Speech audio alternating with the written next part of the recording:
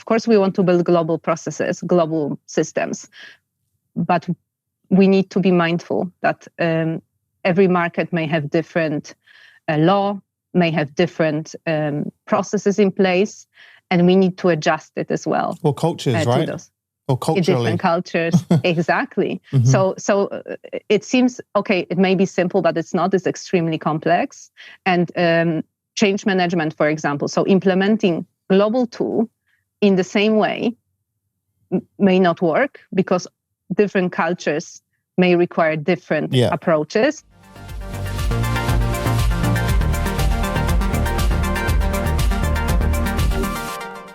Hi everyone, welcome back to the HR Leaders Podcast. On today's episode, I'm joined by Anna Tyranska, who's the Global Talent Acquisition Technology Product Owner at Hitachi Vantara.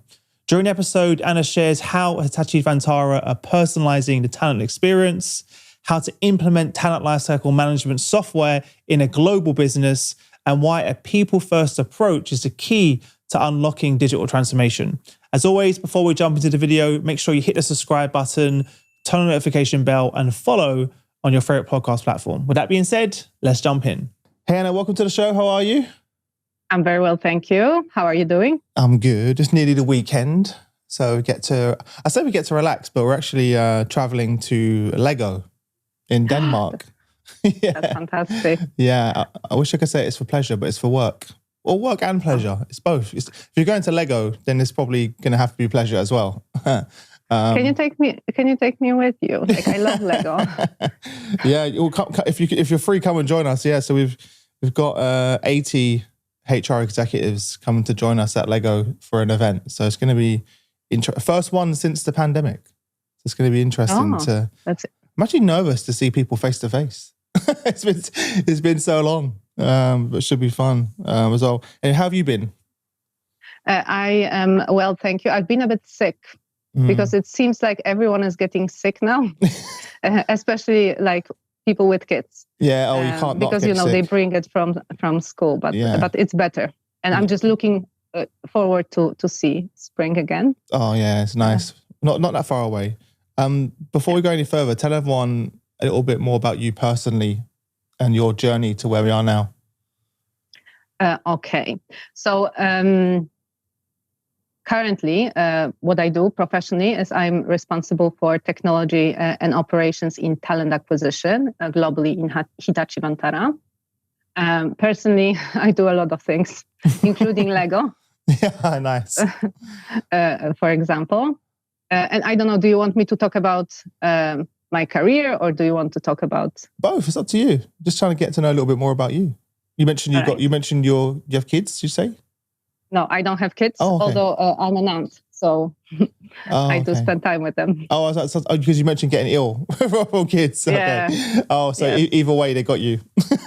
Yes, there's no escape. Nice. So, well, professionally, that's a very long story because I actually managed to go through a lot of interesting opportunities throughout the 10 years of my career. And it's quite an interesting one, maybe, because I started in talent acquisition because I was always extremely shy, and I was afraid to speak in English. So I could read books, but I was afraid that I'm going to make a mistake. So actually, it was a conscious decision at the university to start internship in talent acquisition because I knew that they're going to make me speak with people. Challenge yourself. Exactly. So I really wanted to. I really wanted to do it and break through the stress that I felt. And I started in first of all, it was just screening candidates, but then I got really interested in sourcing and finding candidates proactively, especially those candidates who are very hard to find with skill sets which are not available easily on the market. And I was focusing on the UK market. And from this, I moved to a recruiter role where I was responsible for managing recruitment processes, so working closely with hiring managers, again in the UK, in Rolls-Royce. And then again, I changed. So I really wanted to understand how it is to work in an agency. So I worked in an agency for some time. I actually had the pleasure to live in Dublin for a few months, which was amazing because I love Dublin, and that's where I met my partner. Oh, cool. And then what happened is I moved back to Rolls-Royce, but I changed it completely because instead of focusing on sourcing and recruitment, I was responsible for managing teams that support talent acquisition, so interview scheduling, onboarding, early careers. And then I got an opportunity to work globally. So first time I actually had the chance to work with teams globally, focusing on business assurance, as well as implementing new things. So implementing new pre-employment screening provider, working with the client to implement Workday recruiting. So system came in, which I was like very excited about.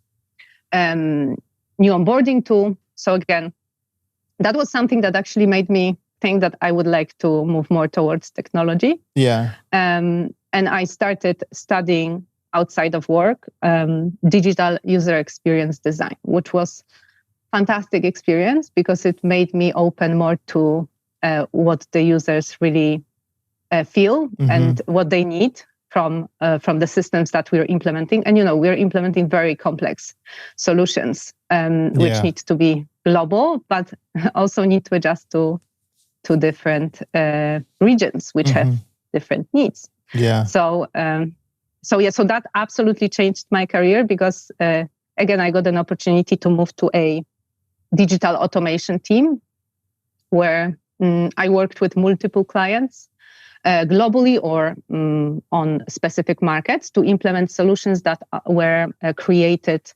by my company at the time, so by Alexander Mann Solutions. Nice. So those were ServiceNow solutions. And again, that inspired me to study programming because I thought I want to create my own application as well to see how it is. What age did you start that? Because normally people don't start.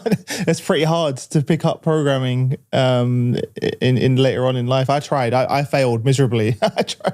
I tried really hard. Did you? Was it tough to learn that?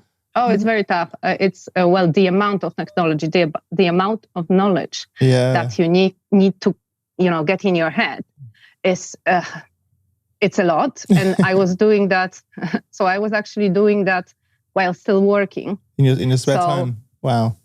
So basically what happened is I had to, there was no private life. There was just study and work.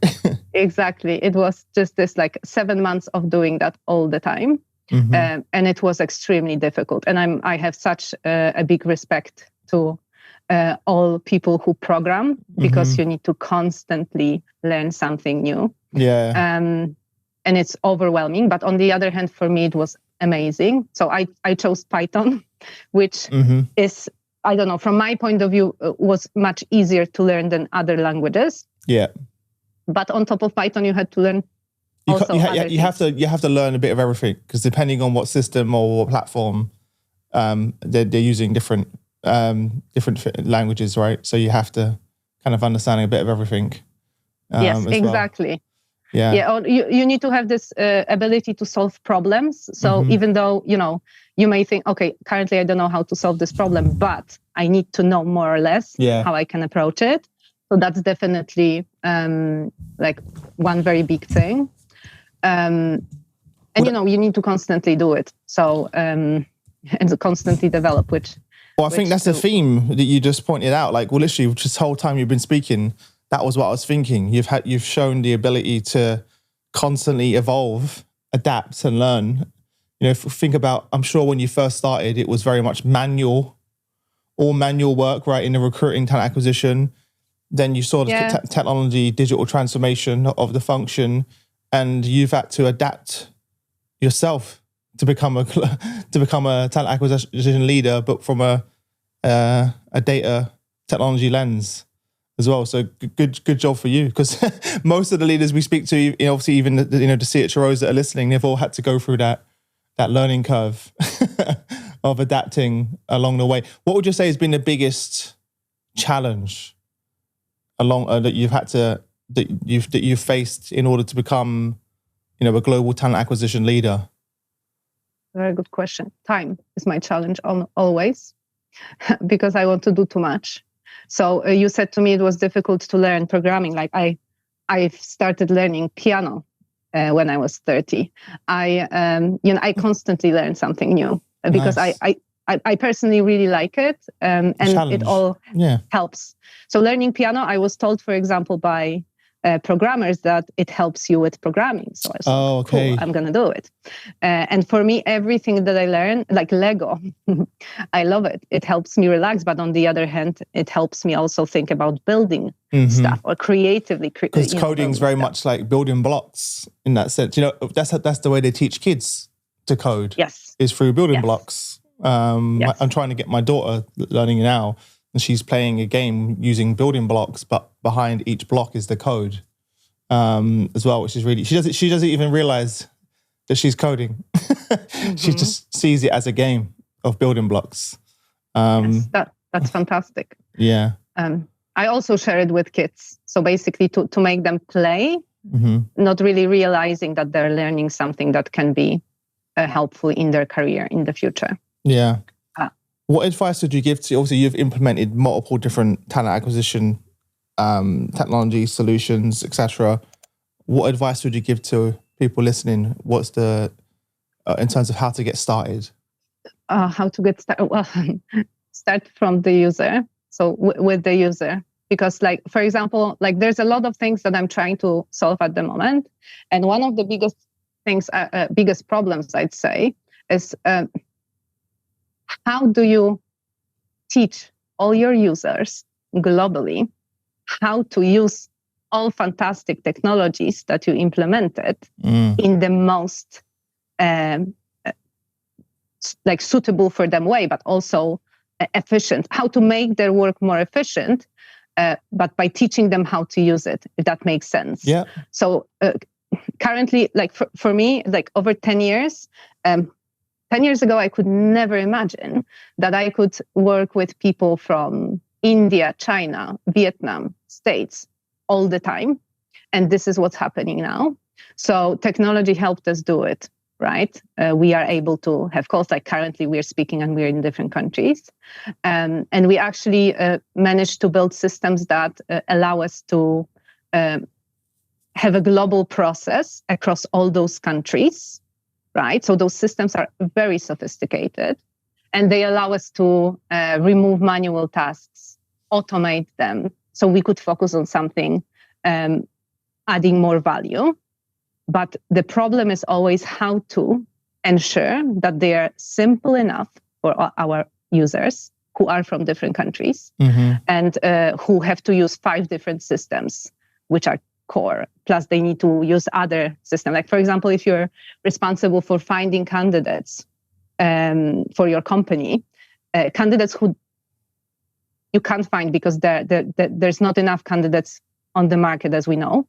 You need to be extremely inventive and tenacious to look for them somehow. And how do you teach your users do that? I think that's the biggest challenge. And for anyone who wants to implement a solution, what I would do is I would work with the users to understand their perspectives first, to ensure that the tool you're choosing is going to be suitable for them and it's going to resolve the problem you're trying to resolve, but also that they're going to buy in and use it. What does that process look like? What does that process look like? How do you do that practically? Practically. So for me, the best way is like interviewing or like even shadowing people. And that's what I've been doing. Like courses showed me how to do it, for example. So you can work with your team and you can ask them to share their screen and basically show you what they are facing. And based on that, you can notice if the process is simple or if it actually takes multiple steps to get to the information they need to get to. And interviewing them as well. So asking questions to fully understand their work. And also another thing I mentioned. So of course we want to build global processes, global systems, but we need to be mindful that every market may have different law, may have different processes in place, and we need to adjust it as well. Or cultures, right? Or culturally. Different cultures, exactly. So it seems, okay, it may be simple, but it's not. It's extremely complex. And change management, for example, so implementing global tool in the same way may not work because different cultures may require different approaches. And even people learn in different ways, right? I love practicing. I love using something. So sometimes when I'm doing training or I'm talking with the team about something and someone asks me a question, I will go and test with them, and they need to remind me that the call is about something else because I like testing so much. Yeah, get your hands on with it, right? That's how I learn as well. I like to just use it, and that's how I learn rather than read it or watch something. Give me the tool, let me use it, and I'll learn that way. Yeah, exactly. But other people may not like it. They may want to they may want you to show it to them exactly step by step, or other people may prefer to read it. So that's the point. You need to be mindful that different cultures, one thing, but even within the same culture, we are learning in different ways, right? And you need to provide your team with all possibilities of learning the tool. Ideally, you should give them testing environment where they could make mistakes because people are afraid to make mistakes. Sometimes people are afraid to and I have the same. It's like when I'm sharing the screen and I cannot find something and I know people are watching, I have this feeling, okay, I should know it. And I feel a bit stressed about that. So I know users also have it. And I think we need to be very mindful of that and sometimes allow them to just come to you directly rather than in a big group. And just help them solve their problem without anyone watching, because people are not comfortable sometimes about the fact that they may not understand. Of course, they don't want to be seen. How are you, obviously talking about practically doing it, are you piloting different solutions and then bringing it to the team first before you make a decision? How does that work? Because obviously, there's so many different platforms, technologies, tools out there. Do you just pilot a few and then share that with a team? What's the process look like? Yes. So there is a lot of piloting, testing. So if someone comes to me and says, Anna, we need to solve something, or would we be able to do this? First thing I do is I go and test if it's possible. What are the options? How could we do it? Are vendors okay with that? Are vendors happy for you to just use their tool and test it out? Yes. Good question. So before, when I was working as a vendor, I had accesses to, I was a super user of ServiceNow. So, and one of my part of my work was just to make sure that you configure the tool and you get approval from the client. So what I started doing is, rather than asking the client, okay, give me all the materials and then I'm going to show you the final product, I used Agile. So basically I said, listen, give me something, I'm going to make something. I'm going to show you, we're going to play with it together. And I've noticed that it worked very well because all people felt included in the process of configuration, making the tool, right? That's part of the success, right? They feel bought in, they feel like they're bought into it, their ideas are heard, and then it's a lot easier to get buy-in as opposed to saying, hey, you're using this tool, good luck. Exactly. Okay. Nice. They also know the limitations, right? Because we play with them and you show them, okay, listen, this is what I could do, but actually I can do some different things. And that would require additional development, which means time and money. They understand, and I'm honest about that. And it's not that I just don't want to support. So I always found it very successful just to be honest with people and include them into the process. And now, so actually, more than a year ago, I moved to Hitachi Vantara, where I'm the client. So I'm the one who, for example, had to implement the tool. I had to provide the configuration. And yes, partners allowed, I have access to test instances of our tools. What are the key questions? So when you're being approached by different vendors, now you're on the other side of it. For our listeners, what are the key questions they should be asking vendors to qualify whether that solution meets their needs? What are some of the main things that they should be thinking about when choosing the right partner for them? Because you've done this so many times. I'm sure you've got a good list of questions that when a vendor approaches you or you approach a vendor, you say, hey, you need to tick these boxes. What are those boxes? Okay, that's a very good question. So for bigger solutions, for me, first question is like, is it globally aligned? Yeah. So have you developed it in a way that we can adjust it globally?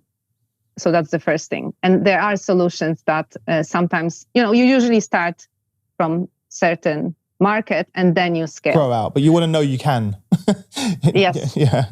Okay. Exactly. So that's one of the things. For me, also, like for me personally, I also ask if I can have a testing instance, because but it's more me. I don't think everyone has to do it. Well, for me, what's important as well is like I'd like to have a chance to influence development in some way. Of course, I can't do it fully.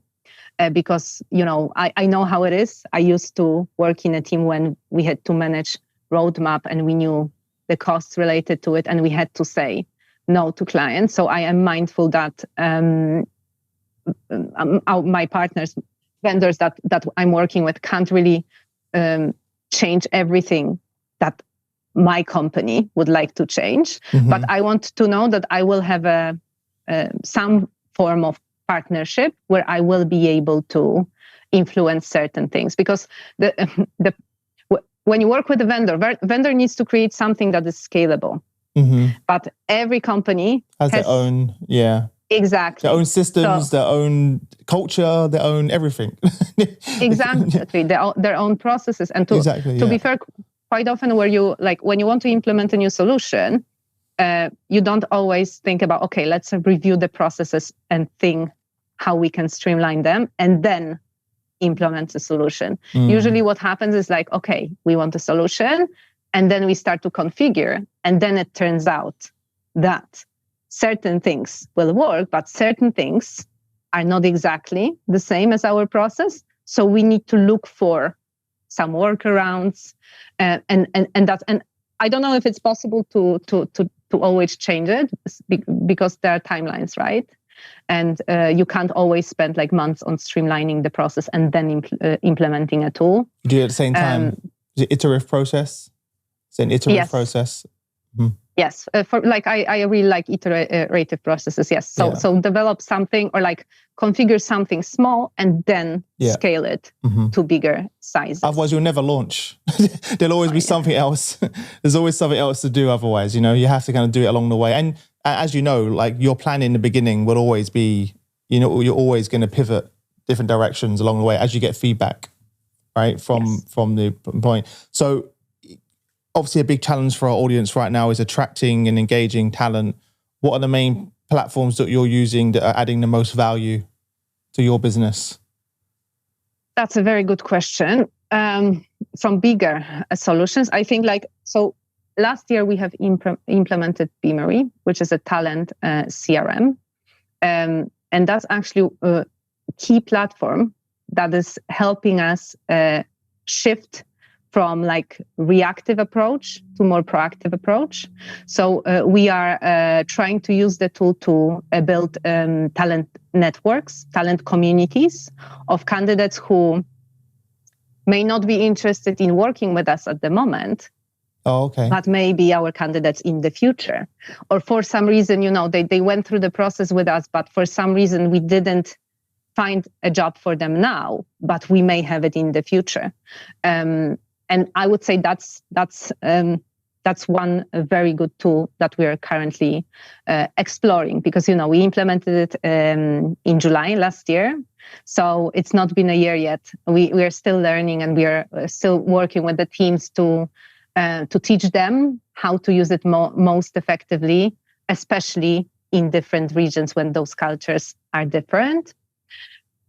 For attracting candidates, online tools like LinkedIn is, of course, a powerful tool. But my team, we have people who are specializing in niche sourcing. They used a lot of smaller tools that help them engage candidates as well.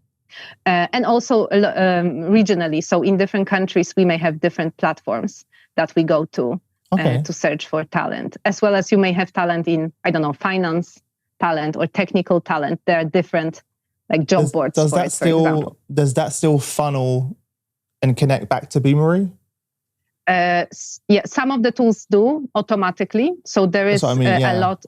Yes, some of them do, some of them don't, which means we would need to add the candidates to the pool or ask the candidates to sign up. Manually, like you send them a link or a page to do it.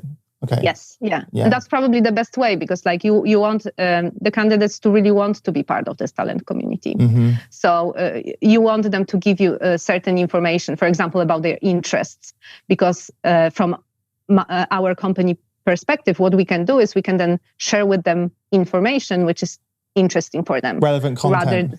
Exactly. Mm-hmm. So from my point of view, the best way is just to let the candidates know that there is an opportunity for them to be part of our talent community and give them the link to sign up. But yes, like depends on the tool. From a technical perspective, how does that work within Beamery? How does it do it? What do you mean? In terms of mapping out those experiences, because obviously you need to tailor it, like you mentioned. You need to serve content. Just in the past, right? We just served the same content to everyone. Which we just bombarded candidates with so much things. How have you and the team thought about that, making it more tailored? Yeah. So during implementation, what you do is you do configuration, and configuration means that you can stop your own custom fields, for example, or like global tags. And what you can do is that's what we did is we created a list of interests that our candidates may have and that we actually may give them information on. And when someone signs up, they will give us this interest. In Beamery, they're going to be tagged with this interest. And then what we can do is we can build marketing campaigns that are sent to candidates based on this tag. So it's also like building blocks, different blocks. Similar to what we do with our customers. Exactly. Yes. Mm-hmm. So that's how you can do it with this tool. And so are you and the team making that content? Curating that content? Yes. So Beamery helped us divide it, but it's our team's responsibility to now think about, okay, how are we going to make this content? That's interesting. And how we are going to share it. So it's not that we are doing it yet in a way that we want to. You start from sending something which is the same, and then you start to divide. And for example, you can divide, like we started dividing it per country. Mm-hmm. So candidates in Poland will receive different content. Candidates in Portugal can receive different content. And like that's how we start. But then we have more and more diversification in plan. But of course, it requires time. So you need to be mindful that you can do it, but there will be time required to build this content and send it. And the tool is fantastic in like, dividing your talent, in helping you send it automatically in bulk rather than sending it separately. Mm-hmm.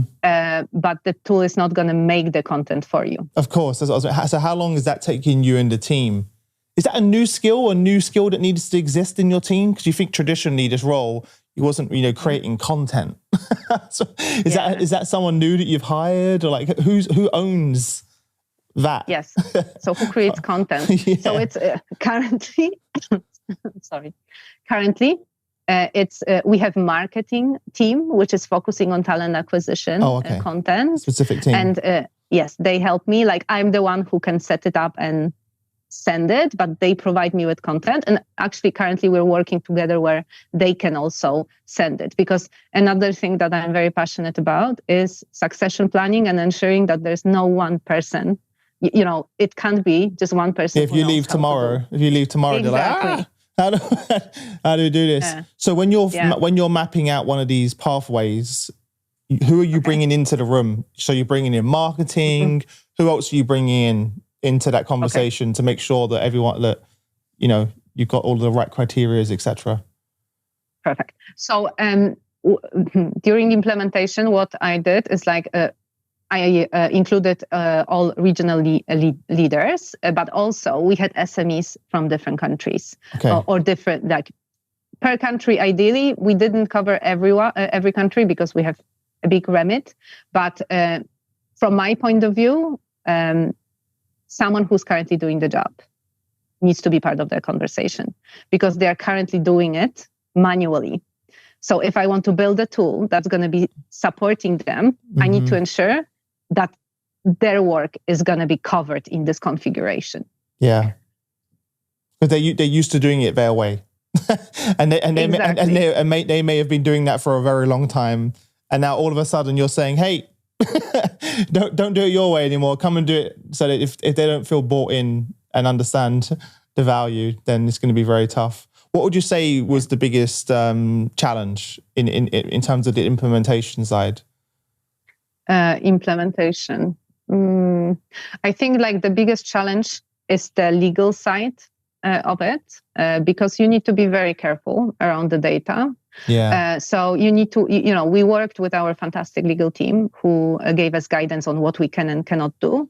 But I would say for me, it's always the most difficult because I'm mindful how important it is. Yeah. And yeah. It's constantly changing as well, right? Exactly. So you've got to stay on top of that. Yeah. What about, what was the feedback like from the team who are now using it? What's the feedback you're getting from your team who are using it day in, day out? Okay, that's again, very good question. So from people who are responsible for sourcing, as well as from marketing team, feedback is very good because you can really do it very quickly and you can really automate a lot of it. From people who are, so I currently am building a team, a bit bigger team, and from people who are more technical, like me, who can be a super admin, feedback is also very strong because they understand the automation. So they see how much time we're saving when we automate something. You're geeking out. You're like, oh, you're geeking out. You're loving it. Yes. Yeah. So my feedback is also fantastic in this regard. But there are users who would still say that it's very complex and it's very difficult to use it. So that's what we're trying to solve with Beamery at the moment, with James, who is our customer success manager. We're trying to see how we can help with adoption. We've done a lot so far, but we need to do more. Is this globally? Yes. You're talking? Okay. Exactly. So basically, I need to get to a point where every single user is comfortable with using the tool. And as I said, it's not easy because they are using multiple tools and they're constantly busy. And they need to now start using another one. And that's also a mindset shift. I don't know if you have the same, which is like you have so many business as usual responsibilities. Of course, now you're adding this on top. Focus on now, right? Yeah. And now I come to you and I say to you, listen, you need to focus on the future. Yeah. So there is this fantastic tool that has so many functionalities, and you now need to find time to focus on the future. But you know that you have so much business as usual, focusing on now, and it's urgent. So we are trying to solve it with the team at the moment, and I think it's going to still take us a bit more time, but we're getting there. We're really so as I said, like listen to your users. We're trying to offer even one-to-one sessions with the teams to help them see the benefits of the tool for themselves as they differ. What does it mean for them? Yeah, exactly. And we are trying to organize a safe space for them to test. Because not everyone feels comfortable, clicking a button and knowing that 1,000 people are gonna get something. That's true. Yeah, yeah. I'm still like that with our own marketing. I'm like, oh, we can't get this wrong because everyone's gonna see it. How have you? That's a good point you made, though. How have you found that the support has been from Beamery? Because that's something that when I speak to other leaders, that they get frustrated with sometimes because like you have a partner, they onboard you and they're like, all right, good luck. Goodbye. Good luck. See you later. See you later. Yeah, I know what you mean, and like, have I faced it as well? I have faced it as well, but like with Beamery or with Greenhouse, like I currently have a lot of support from those. Like I really feel that we are working together. I don't even, you wouldn't say that we're in different companies. And from Beamery point of view, like support is very quick as well, but like especially James, who I work with on a regular basis. Yeah, he's amazing. He will be honest with me. So if I ask for something and he knows that it's not going to happen this year, you need that. He will tell me, and I need that because at least I can then think, okay, how am I going to positioning?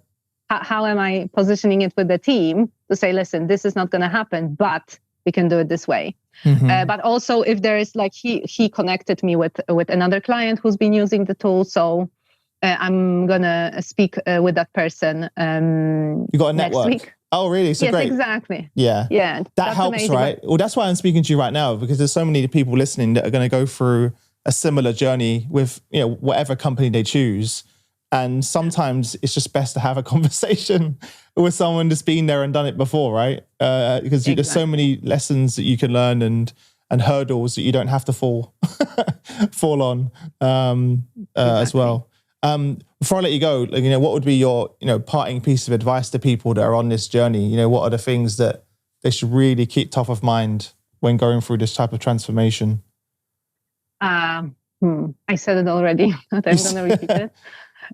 Listen to your users, because if you implement fantastic tools, expensive tools, global tools, but they will not know how to use it, or they will be for some reason afraid to use it, or they will have no capacity, mm-hmm.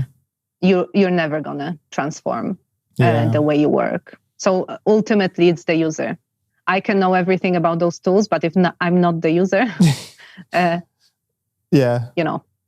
That's where we see companies fail, right? You can have the best tool in the world, but if you don't deal with that transformation piece that you're talking about and make them feel like they're part of it and they're part of the journey as well, and they understand what it means for them individually, then it's going to be very tough. It's going to be an uphill battle. And I think the sooner you can involve them, the better in the journey. Mm-hmm. Like you said, right? Get from the very, very beginning.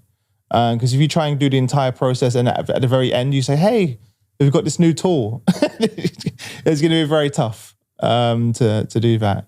I know you're still on the journey, by the way, so I'd be interested to see how things go over the next 6-12 months, and we'll do another check-in. But I appreciate you coming on and sharing your journey. And I think one of the things that I've taken away from this conversation is, as a leader, you always have to evolve yourself, right? And constantly be upskilling, reskilling yourself, from where we started with when we talk about talent acquisition, retention, etc. We've come a long, long way even in the last 5 years, right? As well. And now we're getting into the era of AI as well, which is going to take us to a whole nother new level. So it's there's a lot to learn and exciting time. Definitely. And you always need to pivot. Nice. I think from Friends, I don't know if you watched Friends, where Ross says pivot. Oh, okay. And that's something that for me is always very important. Like you need to be ready that it's going to change, and it's changing very quickly. Mm-hmm. And that suits me because I really like learning new things. Yeah. No, well, you're in the right space if you like learning. Last thing, where can people connect with you? If people want to reach out, say hi, connect with you, where's the best place? LinkedIn is definitely the best place to find me. Amazing. Well, look, thanks for coming on the show. For everyone listening, as always, the links will be below. So make sure you go and connect there. And I'm sure you might be getting a lot of questions now. I'm sorry if you get loads of questions from everyone as well. They probably want to tap into your brain. You've been on the journey, but I wish you all the best until we next speak. Thanks for coming on the show. Thank you very much for inviting me. Have a lovely weekend. You too.